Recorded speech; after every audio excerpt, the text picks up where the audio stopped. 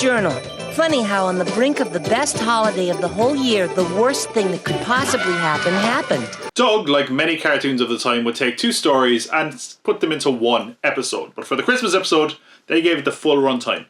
Because this Christmas episode is about to become a full-on crime procedural. Doug, Doug, Doug, Doug, Doug, Doug, Doug. Doug's dog.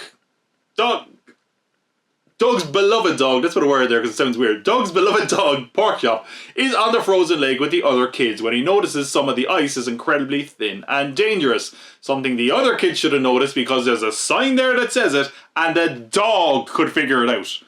However, that doesn't stop Bibi from making her way over there, and left with little other choice, Porkchop chomps onto her leg and drags her to safety, which doesn't go down all that well.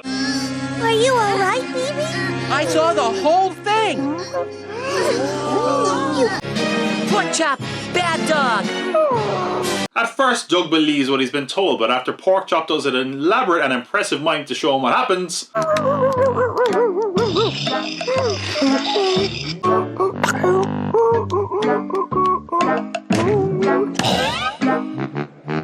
Doug still doesn't believe him. You dumbass, Doug. Quit clowning around, Porkchop. This is serious. Unfortunately, the story spreads to the mayor, or seemingly former mayor, and the biting becomes a little bit of a political football. Hello, Mayor? Is it all right if I still call you Mayor? Current mayor is away for the week. You can call me the mayor. What's your question? Well, I suppose you heard about that little girl being attacked by that dog.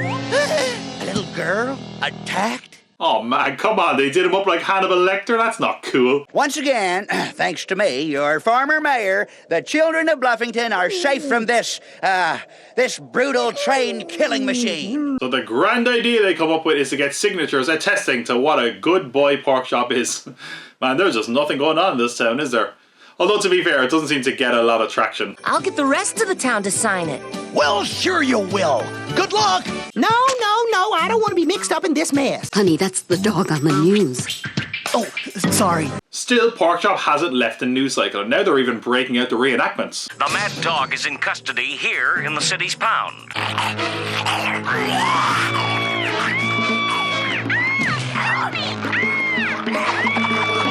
I don't remember that way, but why would the news lie? Doug races to the hospital to see if he can talk to Bibi, but he meets Bibi's father, who will not allow it, and he has his own reasons for not liking dogs. I'm sorry, it's no use, son. I just don't like dogs. They don't have any money. They don't even know what money is. I didn't say they were good reasons. I mean, if you thought that guy was delusional, wait till you hear some of Doug's fantasies. I mean, Quail Man, Smash Adams, Race Canyon. What does this have to do with anything? Nothing. Like, absolutely nothing. Although it does lead to Doug getting a cupcake smoke bomb to try and break Porkchop out in what will surely be an exciting scene. You know what? This plan might actually work. No cupcakes allowed. What? But that's a Christmas present for my dog. Are we struggling to fill a full episode this time, guys? Doug does manage to break into the pen where Porkchop is, though, and immediately gets caught. What? All right, out you go. No. I just want to... Please!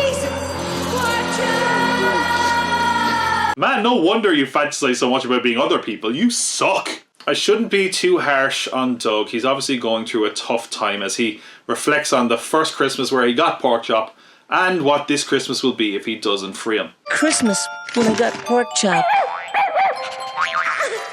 This Christmas...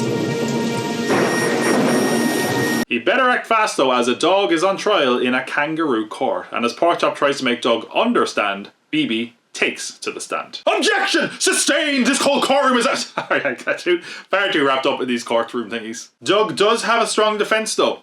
The Christmas spirit defence. I mean, isn't Christmas when we're supposed to show how much we care about others? Show how much we care about everybody in the community? It might seem silly that this is all about a dog, but... what a dog. Who babysat little Jimmy and Jeffy? Porkchop. When your house burned down, who was there the next morning with hammer and nails? Porkchop. He helped me fix my transmission. She saved my hair. Who was there after your daughter got in that accident? Who taught her to walk again? Look, I know he's like a wonder pet, but that lady should absolutely be on trial for letting a dog mind her kids, right? Am I wrong here? Doug successfully lobbies though for the court to reconvene at the scene of the crime. And while Bibi tries to show them what happened, She shows them what could have happened by falling through the ice. I swear, this whole town is so incompetent. Like, go ahead, little girl on crutches. Out you go into the ice. It's fine. Baby!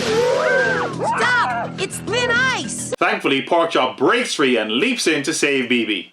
Again. I swear, I'm getting real sick of your shtick, BB.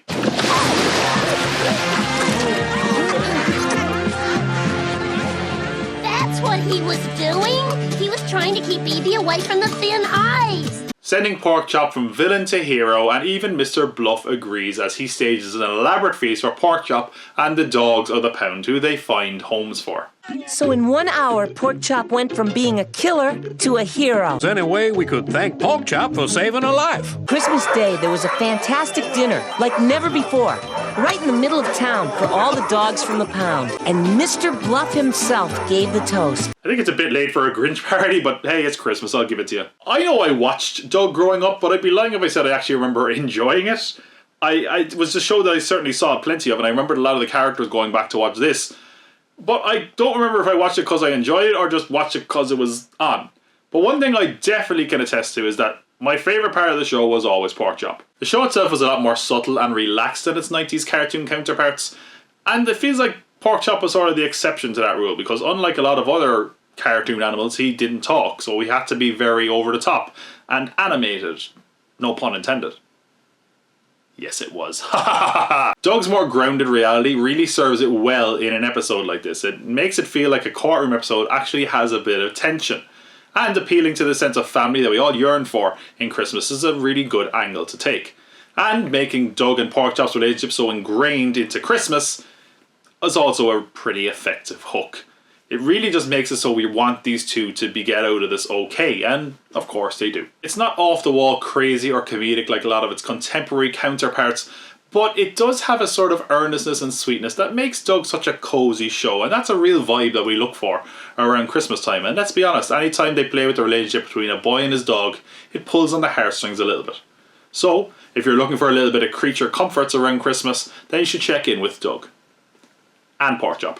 Here goes with bells of holly, fa la la la la la. 'Tis the season to be jolly, fa la la la la la. Ho ho ho! I hope you enjoyed that, because there's much more where that came from. If you enjoyed, do like, do subscribe, and be sure to check out some of the other Christmas TV episodes we've discussed, or like and subscribe so you don't miss the next installment. Or